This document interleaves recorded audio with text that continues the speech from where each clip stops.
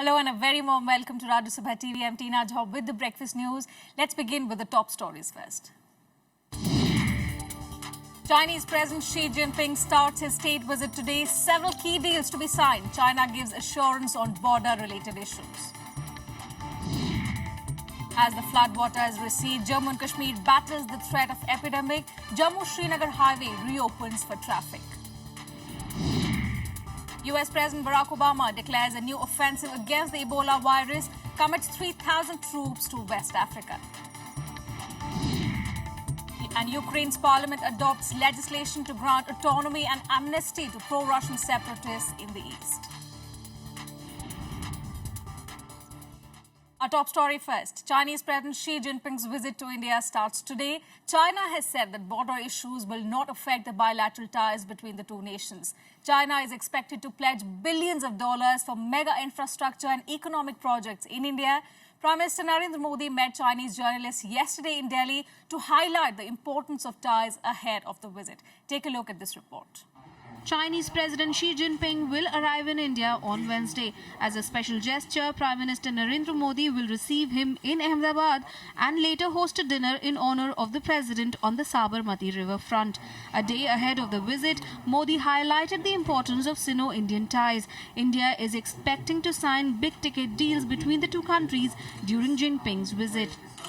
There are enough well-grounded reasons for us to believe that the Chinese have an interest in investing in India. Based on that, we are inviting them to come and invest because it helps us to cut down our trade deficit, hopefully. It helps us to create jobs in India. That's one of the stated objectives of this government. And therefore, we are looking at China to come and invest, particularly on products where they've already found a market in India. Following Modi's Japan visit, China has been increasingly vocal about Beijing's decision to scale up investments in India. China is positively considering investing in India's ambitious plan to build high-speed railways, including bullet trains, establishing industrial parks, as well as invest in mega infrastructure projects. China has said that border issues will not be a factor in taking forward the relations between the two countries. 我们认为，长期以来，中印保持了边境地区的和平与安宁，这一问题没有影响中印关系的发展，所以我们希望两国要继续努力，继续保持边境地区的和平和安宁，为两国关系的发展来创造良好的气氛和条件。Three MOUs relating to Gujarat are also in the pipeline.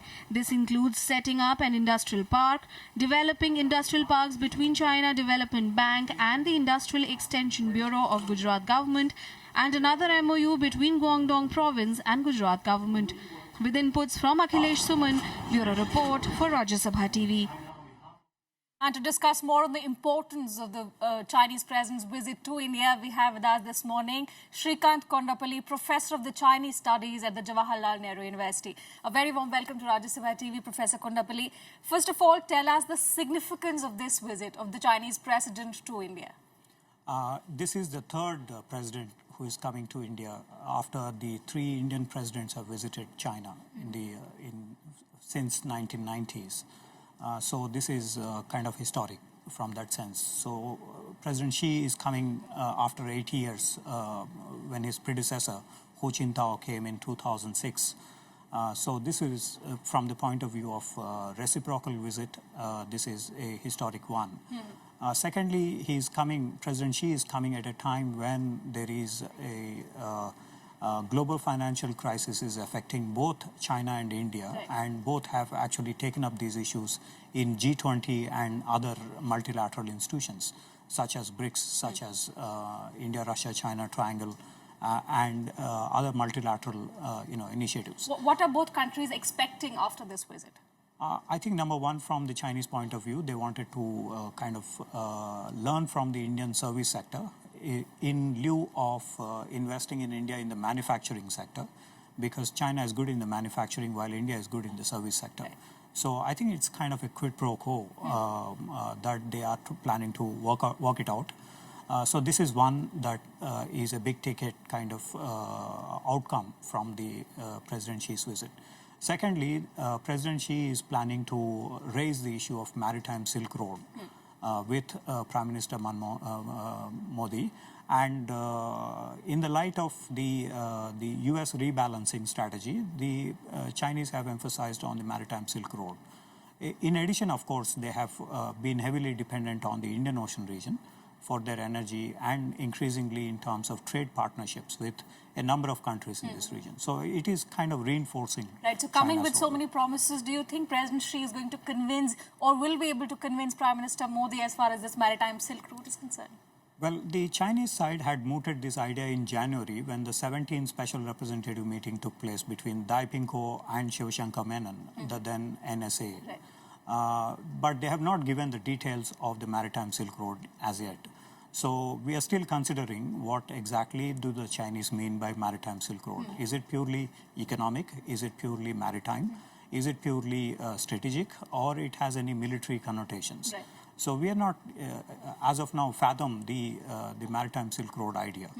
So Also, apart from the border disputes, another sticking point that has just come ahead of this visit is the India-Vietnam oil pact. And obviously that has irked Beijing, which has sent out a clear warning to New Delhi that it does not endorse such a oil pact between any third country. Obviously, the third country means India. Do you think that could cast a shadow over President Xi's visit to India? I think it is unfair on the part of the Chinese to be critical of India-Vietnam relations. For example, when China transferred the nuclear and ballistic missile technologies to Pakistan, we did raise concerns, but we did not yell out from rooftops on this issue. Since there is no nuclear or ballistic missile cooperation with Vietnam, in any case, I think it is unfair on the part of the Chinese to raise the India-Vietnam or India-Japan or India-US relations. Right, right. Professor Kondapalli, do stay with us. We'll come back to you in just a bit after a look at this report. Now, China has expressed strong opposition to the latest India-Vietnam agreement on oil exploration in the South China Sea, claiming that the South China Sea waters are under Chinese territory. It warned against any projects in the area without its consent. President Pranab Mukherjee is currently on a visit to Vietnam to enhance cooperation in various sectors, especially the defense and security sectors.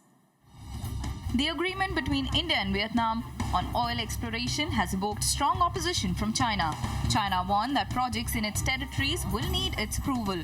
China said it has no objection to any legitimate and lawful agreement between Vietnam and a third country, but will not support the oil exploration deal if it falls within the waters of the South China Sea. 如果有关的协议涉及到的海域是中国管辖的海域，而有关油气勘探的相关计划又没有得到中方批准，那么我们对这样的协议将表示关注，也不能够支持。 China has exerted influence over almost the entire South China Sea, believed to be rich in deposits of oil and gas resources. Its claim of sovereignty is firmly opposed by its neighbors Vietnam, the Philippines, Malaysia and Brunei. Under the India-Vietnam deal, ONGC along with Petro-Vietnam will set up 2 more oil wells in the disputed maritime area. To enhance engagement on security issues, India also extended a $100 million line of credit to Vietnam for defense purchases. Is an important development in terms of enhancing Vietnam's security, and also the fact that this will enable Vietnam to look at India more closely in the defense field. You already know that that Vietnam is looking to procure patrol vessels from India for this purpose. Vietnam wants India to play a greater role in global situations, seen by many as a way to counter China. There was yet another common thread, which was to make sure that our information exchange process is strengthened in the future. And that would include information exchange on the situation, the global situation, the regional situation. Invoking the common heritage with Vietnam, President Pranab Mukherjee said India will always be an all-weather friend for the country. President Pranab Mukherjee visited Ho Chi Minh City on Tuesday, the business capital of Vietnam, on the second leg of his 4-day visit. Bureau Report, Rajya Sabha TV. All right, coming back to you, Professor Kondapalli. So like you saw in the report, the India-Vietnam deal obviously faces the China wall. How do you think these pacts are going to affect the President Xi's visit to India and obviously on a larger scale, India-China relations? I don't think this will have much impact on President Xi's current visit to India. I think India had clarified by suggesting that the Chinese side had not exactly shown what the 9-dashed line in South China Sea means. What are the legal claims that China has in this region? Thirdly, that the 128 block, which the ONGC Videsh Limited had been given by the Vietnamese side, this does not fall in the disputed territory, and the Vietnamese parliament had passed a resolution incorporating this area into the Vietnamese territorial claims. So it doesn't violate any principle in this area, and India clarified this is a commercial deal between India and Vietnam. Do you think that issue could come up during President Xi's visit?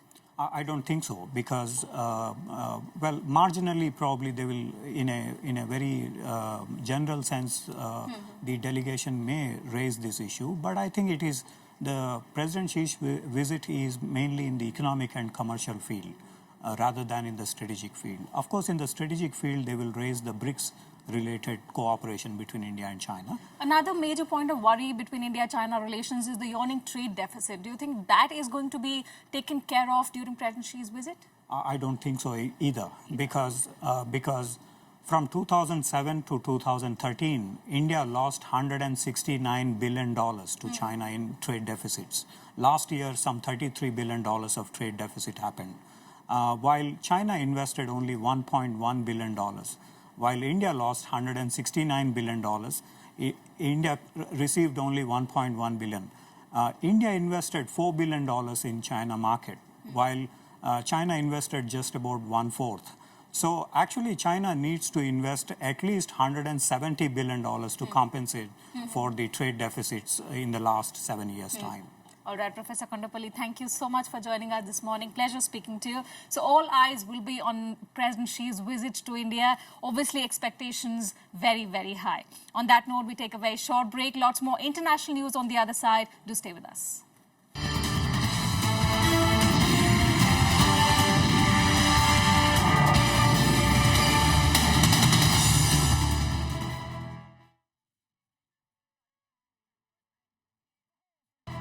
Welcome back. You're watching The Breakfast News. Now, Jammu and Kashmir is slowly limping back to normal. Floodwater is receding from several affected areas, leaving behind the enormity of the devastation. The Jammu-Srinagar National Highway has also been reopened 13 days after the crucial road link was closed.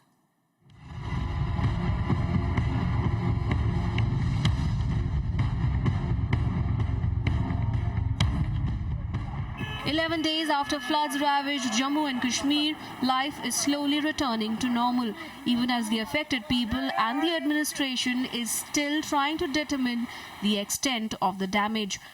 Water has receded to a large extent in Jhelum River and the main flood canal that had caused unprecedented flooding in residential areas. For the first time after more than 10 days, the water level in the Jhelum has dropped below the danger mark. And that is something that has given us a lot of reassurance, because that means that the reverse flow of water will start. However, there are several areas that still remain marooned. Some key roads, like the one leading to the airport, are inaccessible due to waterlogging. The historic Lal Chowk and its adjoining areas and the vicinity of Badami Bagh cantonment are still flooded. The Jammu and Kashmir cabinet met on Tuesday to assess the situation. After the meeting, Chief Minister Omar Abdullah thanked the centre for their help in this hour of crisis. The cabinet also announced it would begin functioning from the civil secretariat in Srinagar from Thursday. One positive that emerged on Tuesday is that the Jammu-Srinagar National Highway reopened for vehicular traffic, bringing much relief to the stranded. हम श्रीनगर से आ रहे हैं, यहाँ हम 10 दिन से खड़े हैं और बहुत ही मुश्किल में। आज मेरी पहली गाड़ी है जो स्टार्ट हो रही है, आगे जा रहे हैं।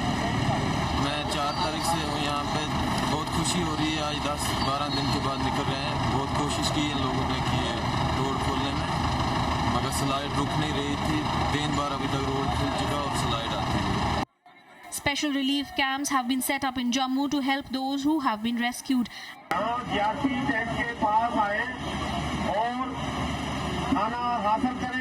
At the camps, victims are not only getting food and medical aid, arrangements are also being made for them to go home.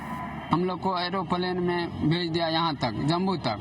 Jammu से यहाँ गए तो यहाँ हम लोग को खाना भी मिला और चाय भी मिला और बोला कि बेटे आराम से रहो, तुम लोग यहाँ का जो है आदमी सब ट्रेन में तुम लोग को फ्री हम भेजेंगे। उनको मेडिकल हेल्प और लंगर मिल जाए, साथ ही साथ फ्री वहाँ से जो है जम्मू तक उनको फ्री सर्विस प्रोवाइड की जा रही है, फ्री बस लगाई गई है। साथ साथ में ट्रेन में भी जो है रेलवे डिपार्टमेंट जो है उनको मुफ्त में यहाँ तक ला रहा है और आगे भी भेज रहा है।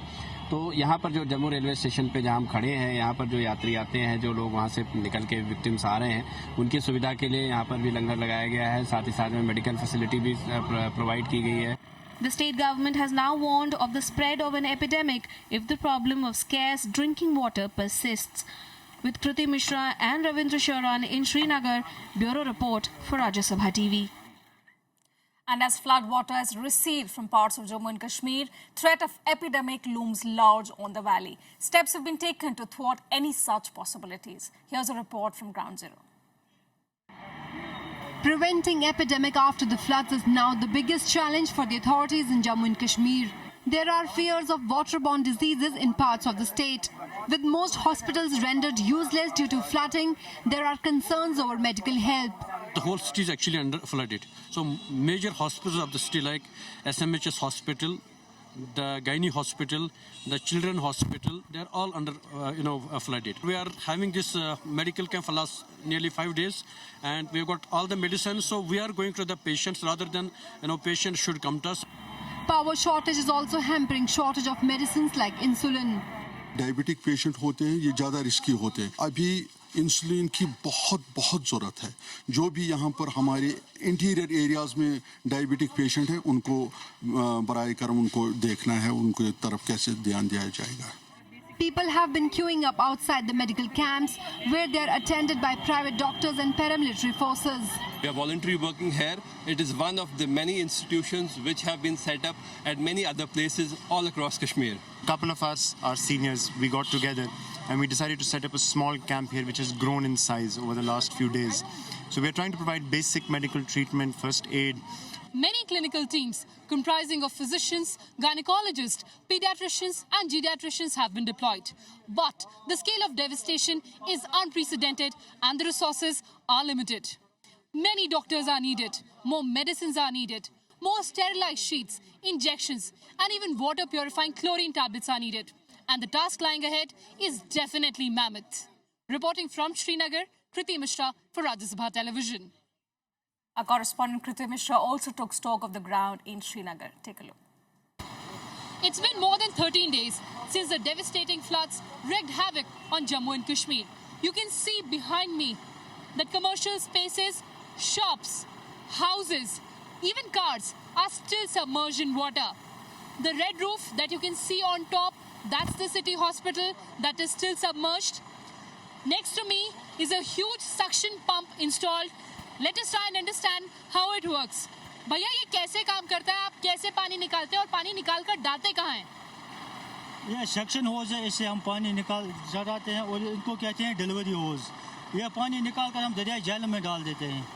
आपको क्या लगता है कितने दिनों तक पानी यहाँ से निकाला जा सकता है? उसमें कुछ नहीं कह सकता हूँ कितने दिन लगेंगे। पानी तो काफ़ी ज़्यादा है।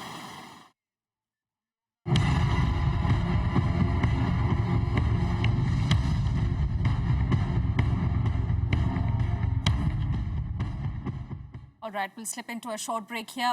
On the other side, NASA will partner Boeing and SpaceX to transport astronauts. The details to follow after this very short break. Don't go away.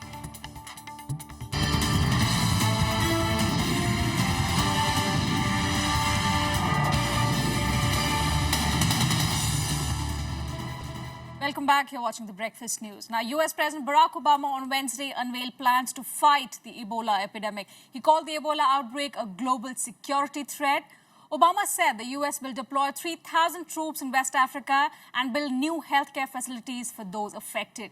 The US will build 17 healthcare facilities, train 500 health workers a week, help supply aid and provide healthcare kits for Ebola-affected people. China has also sent a medical team to fight the Ebola virus in Sierra Leone. The WHO welcomed the global efforts to tackle Ebola. So today I'm announcing a major increase in our response. At the request of the Liberian government, we're going to establish a military command center in Liberia to support civilian efforts across the region, similar to our response after the Haiti earthquake. And moving on to Ukraine now, the country's parliament adopted a new legislation granting greater autonomy to the separatist regions in the east. They also granted amnesty to pro-Russian separatists there. New laws proposed by President Petro Poroshenko are aimed at ending a 5-month-long separatist rebellion. Under the legislation, rebel-held parts of Donetsk and Luhansk will be granted a special status, giving them broader autonomy for a temporary 3-year period. The new law also aims to provide aid to restore damaged infrastructure and provide social and economic assistance to hard-hit areas.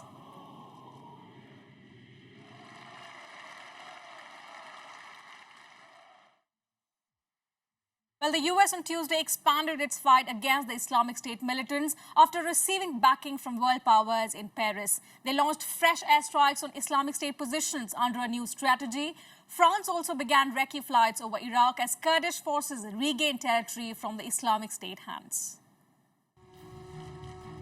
The United States on Tuesday carried out their first airstrikes against the Islamic State, a day after the US-led coalition met in France to broaden the fight against the group.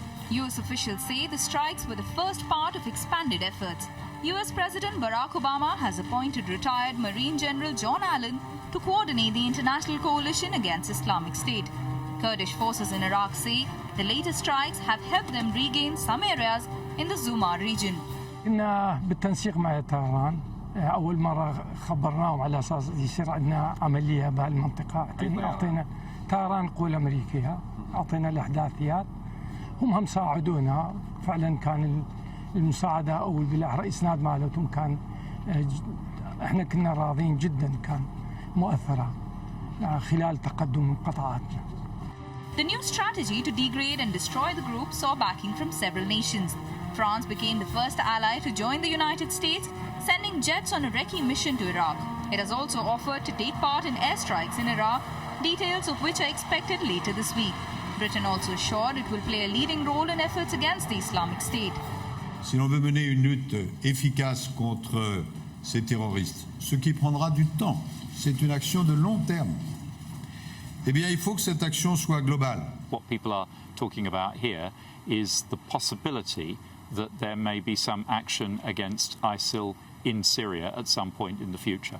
I've said already in Parliament that would be an order of magnitude more difficult than airstrikes in Iraq for all sorts of reasons, military, legal and technical. But we haven't ruled it out. We haven't made a decision yet about how we will best contribute to the coalition effort against ISIL.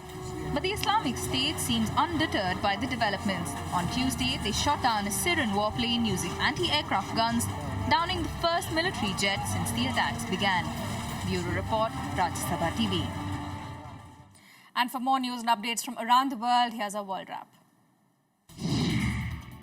At least 9 people were killed and 30 injured in a clash between the forces of former Libyan generals and Islamist fighters in the eastern city of Benghazi in Libya. Reports said armed Islamists are trying to wrest control of Benghazi's civilian and military airport from the control of government troops. 3 soldiers of a NATO-led force were killed and 20 troops and civilians were wounded after a suicide car bomber struck their convoy at the gates of an American military base in Kabul. The blast took place in a diplomatic district close to the US Embassy, the Afghan Supreme Court and a foreign military camp. French Prime Minister Manuel Valls narrowly won a crucial confidence vote in Parliament, ending speculation about the stability of a recent reshuffled cabinet over the austerity measures. The National Assembly voted 269 to 244 in favour of the government's policies. Valls has promised to preserve France's social model.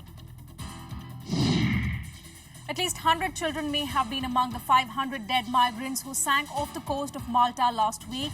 Those drowned included Syrians, Palestinians, Egyptians and Sudanese citizens. Over 2,500 people, mostly illegal migrants, trying to reach Europe are believed to have drowned in the Mediterranean this year. The US space agency NASA will partner Boeing and SpaceX to transport astronauts to the International Space Station again. NASA has given $6.2 billion to help companies finish the development of new crew capsules. The US has been relying on Russia and its Soyuz vehicles to get to the International Space Station after it retired its space shuttle in 2011. And a look now at how the global stock markets are doing. US stocks rose on Tuesday after a report shifted investor expectations for the Federal Reserve's policy statement due on Wednesday. In the US markets, the Dow Jones Industrial Average gained 100.83 points or 0.59% to close the day at 17,131. The Standard & Poor's 500 rose by 14.85 points or 0.75% to end the day at 1,998. The Nasdaq Composite added 33.86 points or 0.75% to finish at 4,552. Asian shares held near one-month lows on Tuesday as investors braced for a possible hawkish shift in the US Federal Reserve's policy stance as the Fed begins a two-day policy meeting on Wednesday. Japan's Nikkei was down by 0.03% or 22.68 points to end the day at 15,912. Hong Kong's Hang Seng plunged 1.01% or 245.66 points to close at 24,341. Gold rose by 0.33% to 27,170 rupees per 10 grams on Tuesday as participants engaged in enlarging positions on a firming trend overseas. Taking positive cues from overseas markets, silver prices rose by 0.39% to 41,562 rupees per kg as speculators enlarged positions.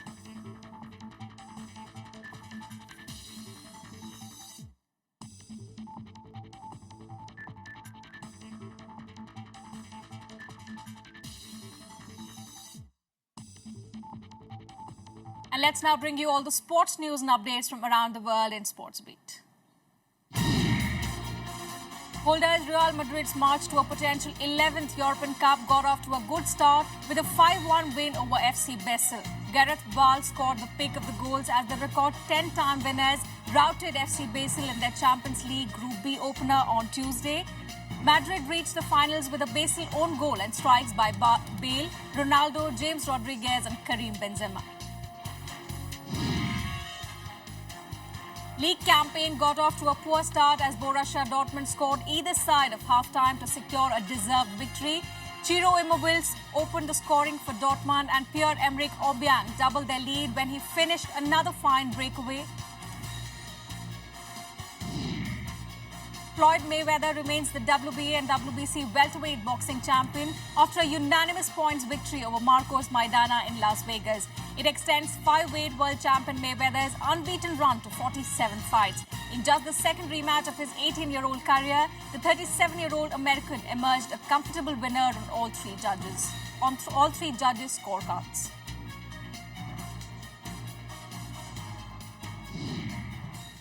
Well, today is the 99th birth anniversary of one of India's finest painter, M.F. Hussain. Hussain had been bestowed with the Padma Shri, Padma Bhushan, Padma Vibhushan for his contribution in art. He also ventured into filmmaking, winning National Award in 1968. Here's a tribute to the legend. You picture this and have a great day.